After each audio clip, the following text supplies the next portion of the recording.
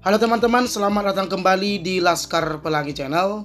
Teman-teman, video kali ini kita akan membahas latihan soal UAS atau PAS mata pelajaran tema 4 kelas 5 SD semester 1 kurikulum 2013 dan juga kurikulum Merdeka Belajar. Oke teman-teman, langsung saja kita akan membahas latihan soal-soalnya. Soal yang pertama, kita mulai dari soal muatan bahasa Indonesia ya. Dari soal yang pertama hingga ke soal yang ke-6. Soal yang pertama, jenis puisi lama yang setiap baitnya terdiri dari 4 baris disebut A. Puisi, B. Drama, C. Pantun, D. Lagu. Tentu jawaban yang benar adalah C ya, disebut pantun. Kita lanjutkan ke soal yang kedua. Pantun yang dibuat dengan tujuan untuk menyampaikan pesan moral kepada pembacanya disebut A. Pantun jenaka, B. Pantun anak-anak, C. Pantun nasihat, D. Pantun muda. Tentu jawaban yang benar adalah C ya, disebut pantun nasihat. Kemudian soal yang ketiga. Pantun yang berisi cerita tentang masa kecil anak-anak, baik yang berisi nasihat, jenaka maupun ajakan dan perintah disebut A. Pantun perintah, B. Pantun muda, C. Pantun nasihat, D. Pantun anak-anak. Tentu jawaban yang benar adalah D ya, disebut pantun anak-anak. Kemudian soal yang keempat.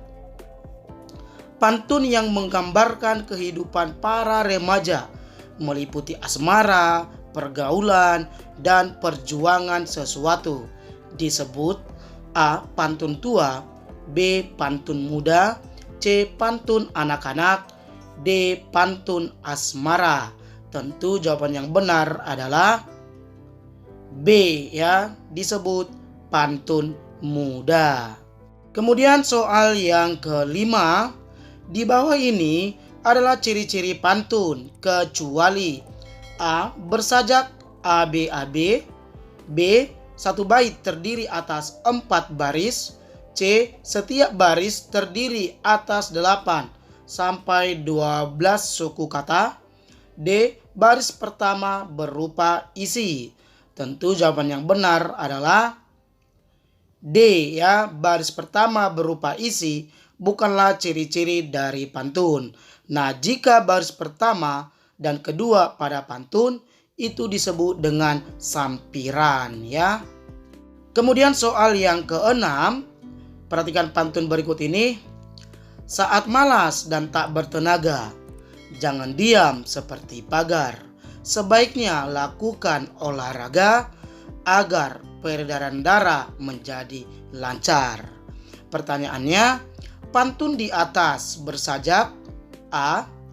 A, B, B, C, B, D,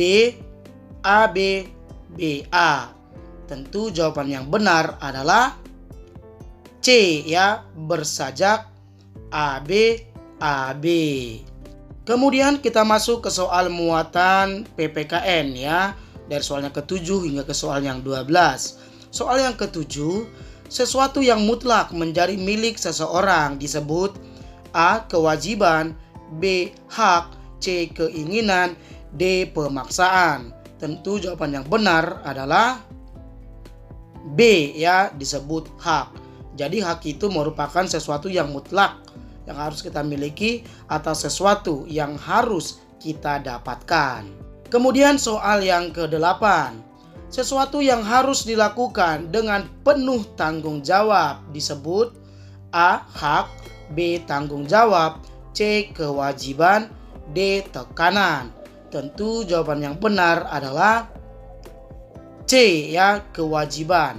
Jadi kewajiban itu adalah segala sesuatu yang harus ya, harus dilakukan dengan penuh tanggung jawab. Kemudian soal yang ke-9.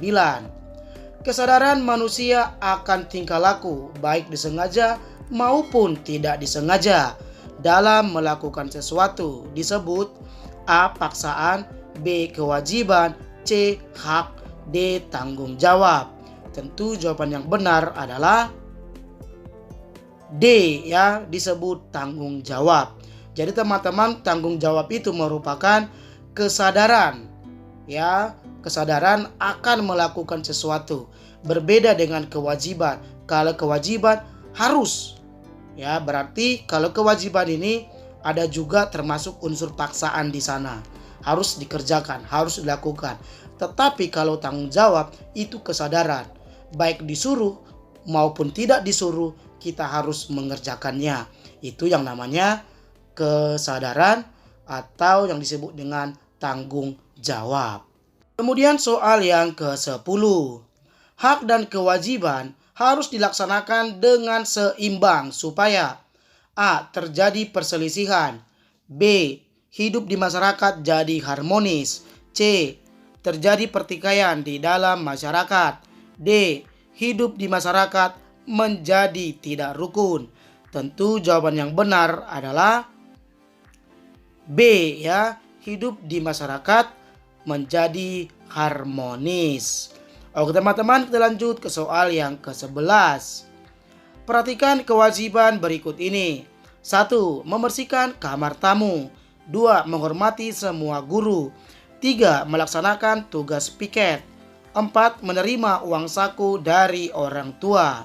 Pertanyaannya, contoh kewajiban seorang siswa di lingkungan sekolah ditunjukkan oleh nomor A. 1 dan 2, B. 1 dan 3, C. 2 dan 3, D. 2 dan 4. Tentu jawaban yang benar adalah C, ya, ditunjukkan oleh nomor 2 dan 3.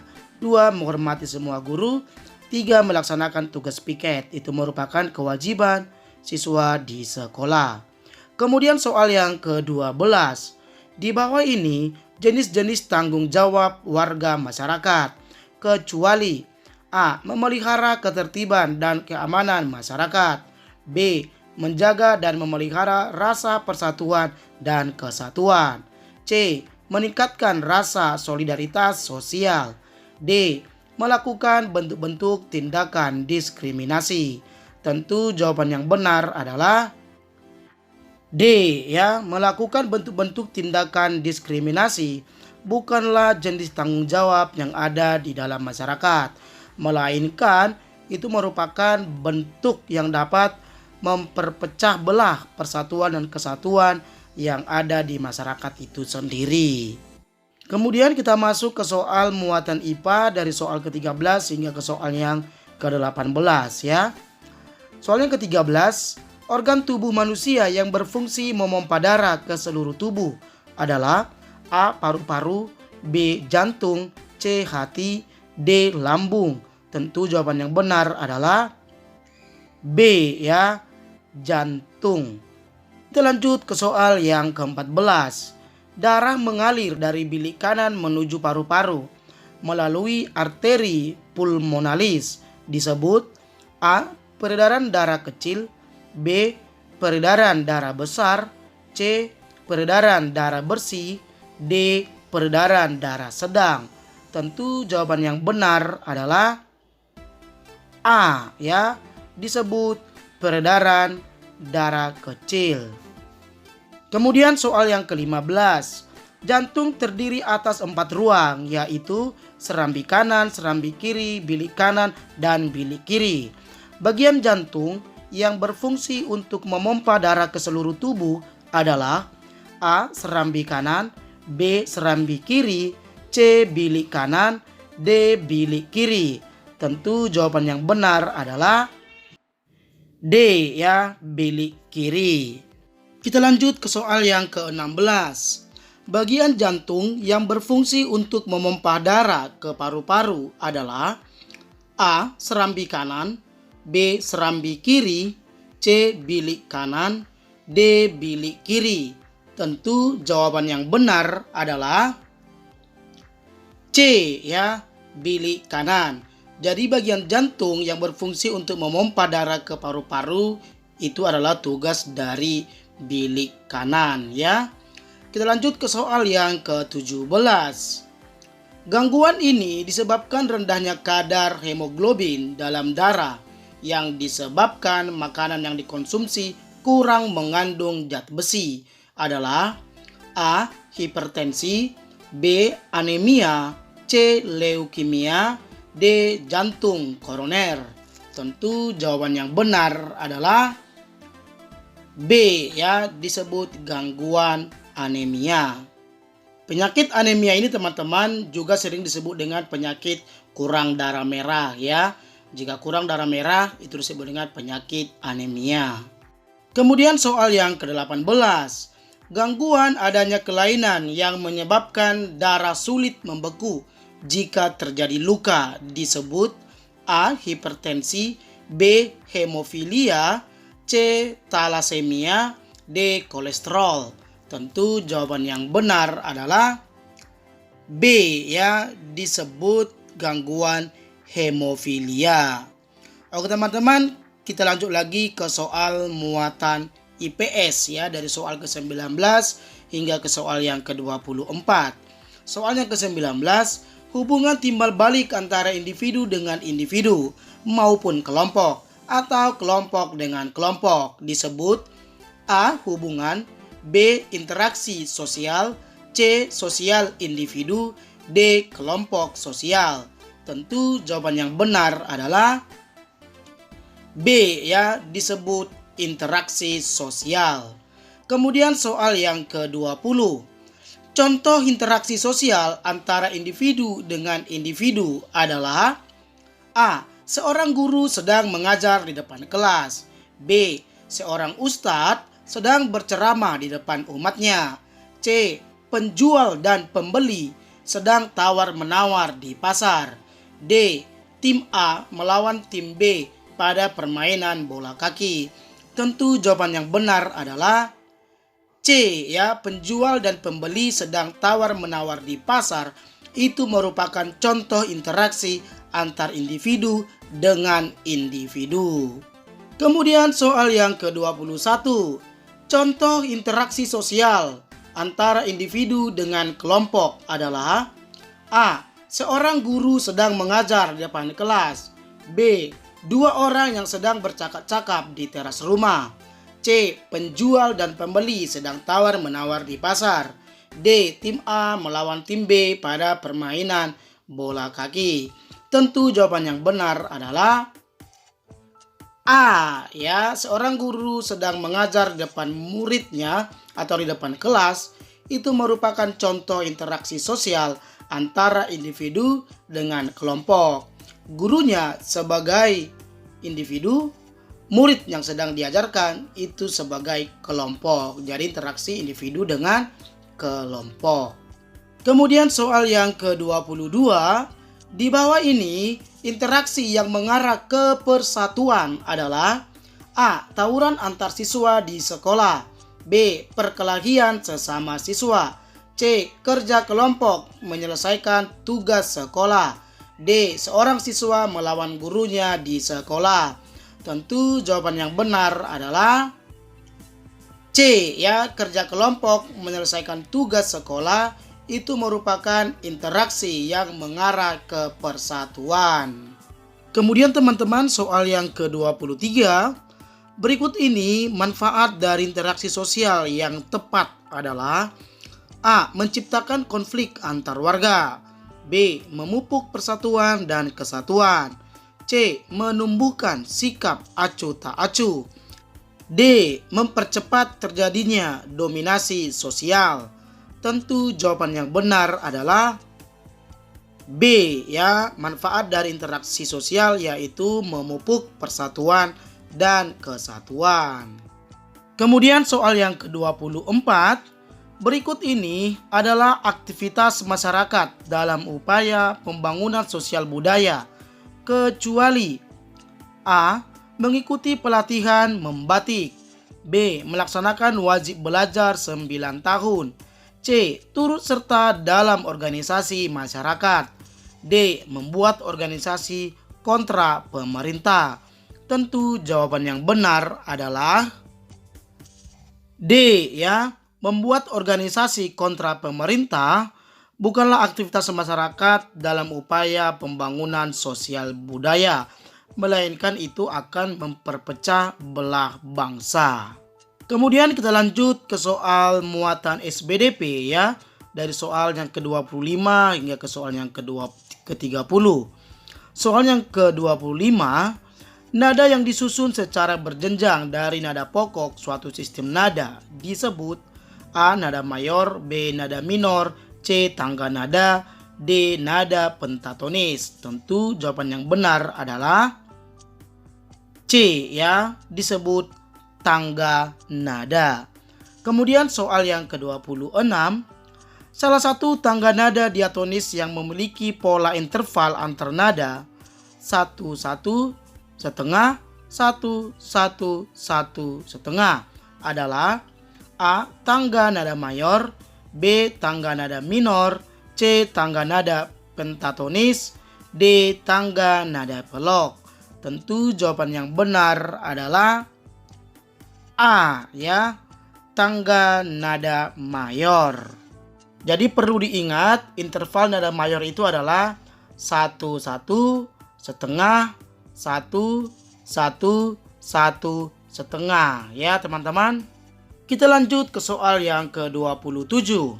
Salah satu tangga nada diatonis yang memiliki pola interval antar nada 1 setengah 1 1 setengah 1 1 adalah A. Tangga nada mayor, B. Tangga nada minor, C. Tangga nada pentatonis, D. Tangga nada pelok.